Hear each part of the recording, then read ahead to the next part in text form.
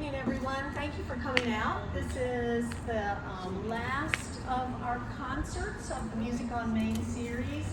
We really want to thank the Orange County African American Historical Society for sponsoring this wonderful event tonight. They've been our partners in a lot of wonderful projects.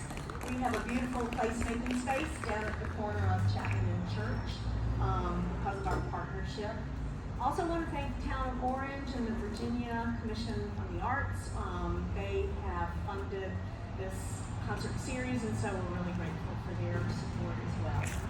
So, some people say you gotta save the best for last.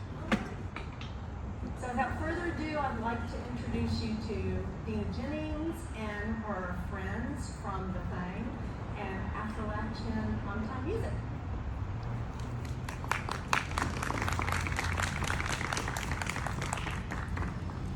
Everybody.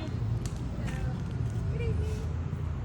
Thanks for coming out to hear us tonight. We got beautiful weather, that's for sure. Finally, right? I'm going to do some songs for you. Just a little history about Appalachian music. It's the music of black folks living in the Appalachian Mountains. My mom grew up in a holler in eastern Kentucky called Mifflin. And it's all I heard when I was growing up. You know, when I was growing up and hearing music, even though I grew up in Northeast Ohio, when she and a lot of people from Mifflin moved up north, they kind of unscrewed the whole community like a light bulb and screwed it in up in Northeast Ohio. And I didn't even know what I was playing until a musicologist told me one time, you know, you're playing banjo tunes on a guitar. I said, what's a banjo tune? And it went from there. He gave me some references to go check out at the Library of Congress because we didn't have all the great, wonderful access to the internet then.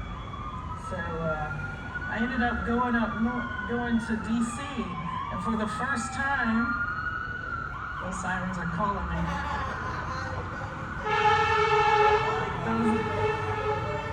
For those of you who know, I'm a physician and I have the small office here, so I'm thinking I gotta take off and go to the ER, right?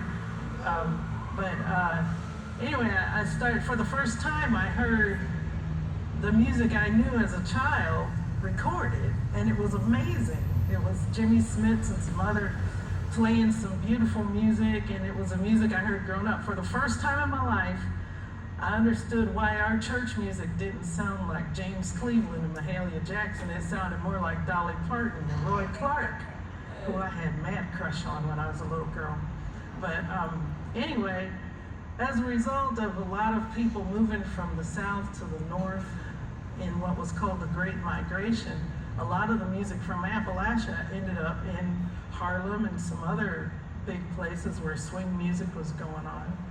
So that's been a big influence for the music I write. So I'm going to do a few songs for you on this banjolele that I restored. It's a 1920 Lion and Healy. You can see the back of it.